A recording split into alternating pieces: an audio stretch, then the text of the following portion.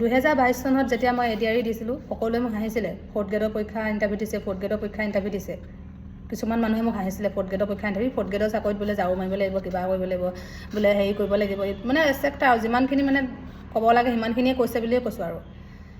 মই ইণ্টাৰভিউটো তেওঁলোকৰ কথা নুশুনিলোঁ। ইণ্টাৰভিউটো নিদিয়াৰ আগতে মোক ইমানখিনি কথা পোৱাৰ পিছত যে কিমান ক'ব ঠিক নাই। মই সেইটো কাৰণে ইণ্টাৰভিউ দিবলৈ গ'লোঁ ধুনীয়াকৈ। 2022 চনৰ আগষ্টত পাতিছে, মই ইণ্টাৰভিউ দি মেলি ধুনীয়াকৈ আহিলোঁ।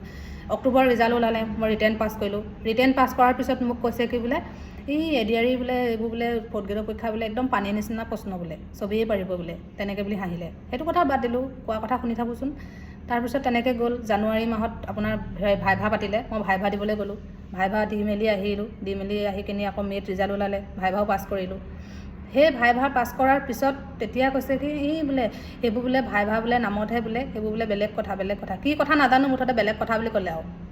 মই কথাটো গুৰুত্ব নিদিলোঁ। তাৰপিছত চাকৰিটো যেতিয়া পালোঁ চাকৰিটো জইন কৰিলোঁ জুনৰ 1 তাৰিখে। জইন কৰি আছোঁ। তাৰ মাজতে এদিন মানে মোক লগ পাই মানে কিছুমান মানুহে সুধিছে আৰু বোলে এই 4th গ্ৰেডৰ চাকৰি দৰমহা কিমান দিয়ে, 6,000, 7,000, 8,000 তেনেকৈহে দিব চাগে, সেই বুলি হাঁহিলে। আৰু বোলে কিমানে বোলে কি কৰি চাকৰি পালে ঠিকনা নাই। মুঠতে সেইটো এডিআৰইটো সম্পূৰ্ণ নিকাভাৱে পাতিছিলে আমি দিওঁতে, একদম সম্পূৰ্ণ নিকা। মুঠতে মোৰ মানুহজনে মিস্ত্ৰীৰ কাম কৰে। মোৰ মিস্ত্ৰীৰ কাম কৰা মানুহজনে আমিনো ক'তনো পইচা পাওঁ কাৰোবাক দিবলৈ, ক'তো পইচা নাপাওঁ। যি তেওঁ কমাই আমাৰ ঘৰখনৰ 5টা মানুহে খাবলৈ হয়হে। তো আমি তেনেকৈ একো পইচা ক'তো দিয়া নাই। মই ধুনীয়াকৈ নিজে ইণ্টাৰভিউ দিবলৈ গ'লোঁ। দি মেলি ধুনীয়াকৈ নিজে পালোঁ। পাই মেলি কিনি এতিয়া মই কি নহওক যি পাইছোঁ, এতিয়া মোৰ ঘৰখন ধুনীয়াকৈ চলি আছে। মোৰ ল'ৰাটো ধুনীয়াকৈ মই এতিয়া স্কুল দিব পাৰিছোঁ, ধুনীয়াকৈ চলাব পাৰিছোঁ ঘৰখন। তো সেইটো কাৰণে আপোনালোকে কেতিয়াও বেলেগৰ কথাবোৰ নুশুনিব। বেলেগৰ কথা শুনিলে আপোনালোকে কি হ'ব, এনেই আপোনালোকৰ মন বেয়া লাগিব। মুঠতে আপোনালোকে এতিয়া এডিআৰই ৰিজাল্ট দিব যিহেতু একো চিন্তা নকৰিব। যদি আপোনালোকৰ পৰীক্ষা ভাল হৈছে নিশ্চয় আপোনালোকে চাকৰি পাব। ভাইভা পাতিব, ভাইভাও যদি আপোনাৰ ভাল হয় একদম কনফাৰ্ম চাকৰি আপোনাৰ হৈয়ে যাব। খালি আপুনি অহা যোৱা কৰিব লাগিব, যোনটো আপোনাৰ ক'ৰবাত ডকুমেণ্টছকেইটা দিবলৈ যাব, ইণ্টাৰভিউটো দিবলৈ যাবলৈতো খৰচটো নিজেই কৰিব লাগিব। আৰু গুৱাহাটীলৈ ভাইভা দিবলৈও সেইটোতো খৰচ হ'বই নিজৰ, সেইটোহে নিজৰ খৰচ। বাকী আপুনি একো পইচা খৰচ নহয় ক'তো। সম্পূৰ্ণ মোৰতো মোৰ চাকৰিটো পোৱালৈকে খৰচ হৈছিলেহে চাগে, মাত্ৰ গুৱাহাটীলৈ অহা যোৱা কৰোঁতে মোৰ 2,000 টকা খৰচ হ'ল।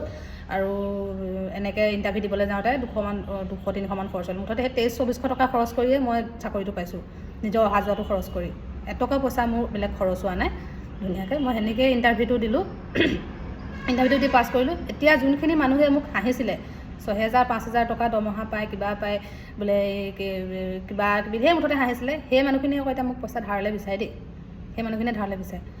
আৰু যিহেতু অসম চৰকাৰে ইমান ধুনীয়া এটা সুযোগ দিছে, ইমান লাখ হাজাৰ চাকৰি উলিয়াইছে, সম্পূৰ্ণ নিকাভাৱে পাতিছে, সম্পূৰ্ণ আপোনালোকে একদম ধুনীয়াকৈ পঢ়িছে মেলিছে, ধুনীয়াকৈ যে পৰীক্ষা ভাল হৈছে আপোনালোকে পাবই, চিয়'ৰ পাব। মই যেতিয়া নিজে ইণ্টাৰভিউটো দি আহিছিলোঁ, মোৰ মনটো লাগিছে কি মই পাম, মোৰ পৰীক্ষাটো ভাল হৈছে, পাম। নিশ্চয় মই পালোঁ, খালি কাকো কোৱা নাছিলোঁ তেতিয়া পাম বুলি, নিজৰ মনত লাগিছে মোক পাম বুলি। ঠিক তেনেকৈ আপোনালোকেও যদি মনত পাম বুলি ভাবি আছে নিশ্চয় পাব। ভাইভা হ'ব, ভাইভাও যদি পাছ কৰে একদম চাকৰি কনফাৰ্ম চাকৰি হ'ব। খালি আপোনালোকে অহা যোৱাটো নিজে খৰচ কৰিব লাগিব আৰু স্কুল ইণ্টাৰভিউ জেগালৈ নিজে অহা যোৱাটো খৰচ হ'ব। তাৰপিছত মোৰতো 2300-2400 টকা খৰচ হৈছে অহা যোৱাত গুৱাহাটীলৈ এবাৰ আৰু ইণ্টাৰভিউ দিবলৈ। সেইটোতে মই চাকৰি কৰি এতিয়া সিমানটো কৰি কিনি খাই আছোঁ, একো মোৰ খৰচ হোৱা নাই। সেইটো কাৰণে সকলোকে কৈছোঁ এডিআৰই সম্পূৰ্ণ নিকাভাৱে হৈছে, আপোনালোকে পোৱাটো চিয়'ৰ। মোক যিহেতু সুধি আছিলে আপোনালোকে, মই সেইটো কাৰণে আজি ভিডিঅ' যোগে জনাই দিলোঁ। ধন্যবাদ।